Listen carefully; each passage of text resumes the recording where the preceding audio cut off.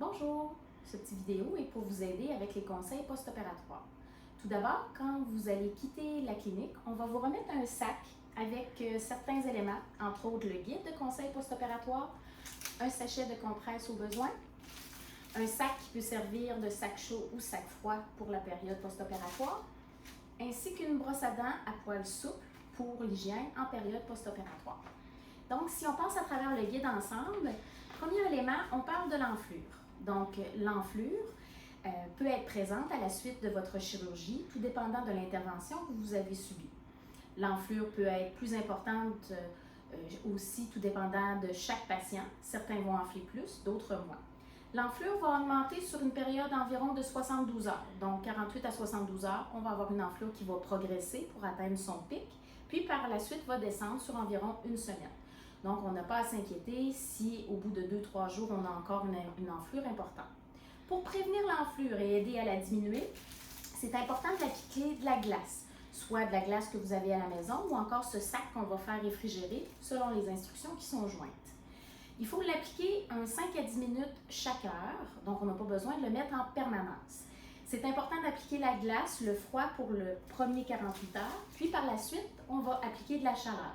La chaleur peut être sous forme d'un sac magique, d'une débarbouillette d'eau chaude ou encore du sac qu'on va traiter au micro-ondes selon les recommandations.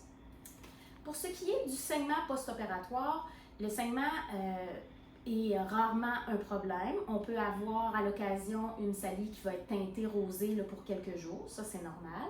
Toutefois, si un saignement important se manifeste, il faut immédiatement, à ce moment-là, mettre en place une petite compresse. Vous avez un sac de compresse qui est joint dans le sac.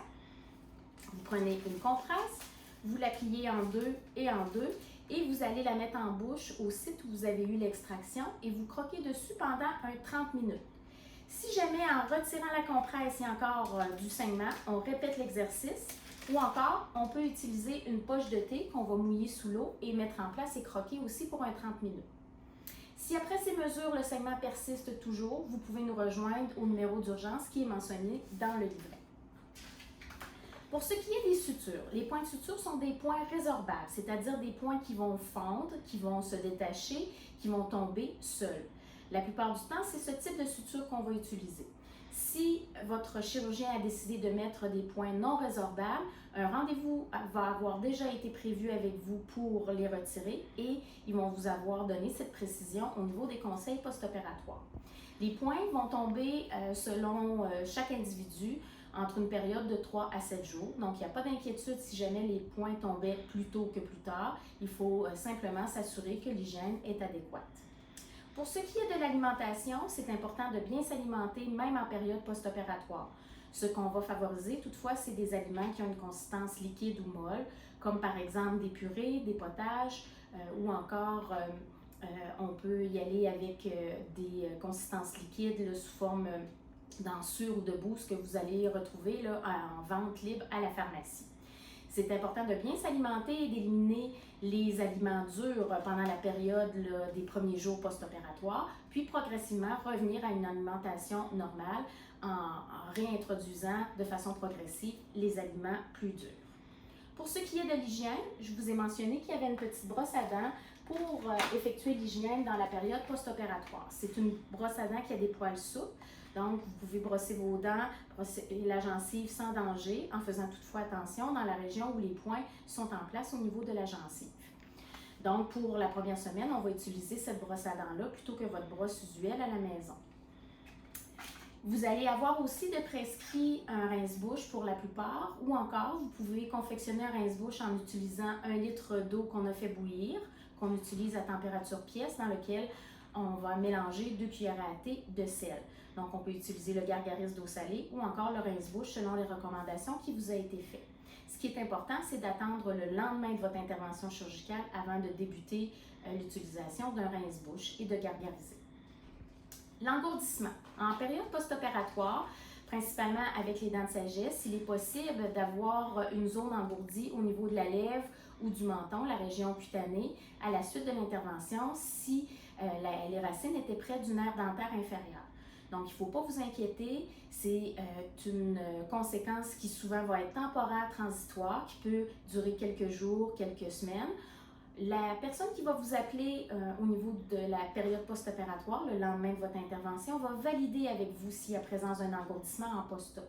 Si c'était le cas, un rendez-vous de contrôle vous sera donné avec votre chirurgien dans les 2 à 3 semaines suivant l'intervention. Donc, vous n'avez pas à paniquer pour cette condition. Les activités physiques, c'est important de rester quand même sage durant la période post-opératoire pour les 3 à 4 jours suivant l'intervention. Ce qu'on ne veut pas, c'est activer notre système cardiovasculaire, puis à ce moment-là, avoir des saignements en post-opératoire. Donc, on évite, par exemple, la course ou d'autres activités là, qui vont faire travailler notre cardio là, de façon prononcée, ou encore des activités qui nous entraîneraient à forcer, comme par exemple l'entraînement en salle. Mais vous pouvez toujours aller marcher, prendre l'air. Si vous voulez profiter du beau temps et faire de la baignade, bien, on évite de mettre la tête sous l'eau ou de plonger encore. Pour ce qui est de la gestion de la douleur dans la période post-opératoire, une prescription va être jointe au SAC par l'équipe traitante. La prescription va être effectuée en fonction du type de chirurgie que vous allez avoir subi. Donc, peut-être qu'il y aura seulement un anti-inflammatoire et du Tylenol, ou peut-être qu'on aura aussi ajouté quelques comprimés de narcotiques. Ce qui est important, c'est de suivre à la lettre les recommandations sur la prescription et de référer avec votre pharmacien si vous aviez des questions concernant cette médication-là ou encore des questions par rapport à votre médication usuelle. Pour ce qui est des urgences, donc je vous ai mentionné précédemment, si on avait un saignement important qui ne cessait pas, ou encore si on avait un édème qui récidivait et qui progressait, bien, ce sont des raisons. Quand on parle d'édème, on parle d'enflure. Donc, ce sont des raisons de nous appeler à notre service d'urgence. Si ce sont pour des questions ou pour valider, bien, peut-être essayer de le faire plus dans les heures normales où notre équipe va se faire un plaisir à vous répondre. Il y a aussi quelques informations par rapport à l'utilisation du sac que je vous ai présenté qui sont mentionnées. Et j'aimerais aussi ajouter qu'en période de pandémie, si vous développez des symptômes à la suite de votre intervention dans les jours qui vont suivre, nous apprécierions que vous nous appeliez pour nous communiquer ces informations-là, afin qu'on puisse faire un suivi aussi de notre côté. J'espère que ces informations vont vous aider dans votre guérison. Merci.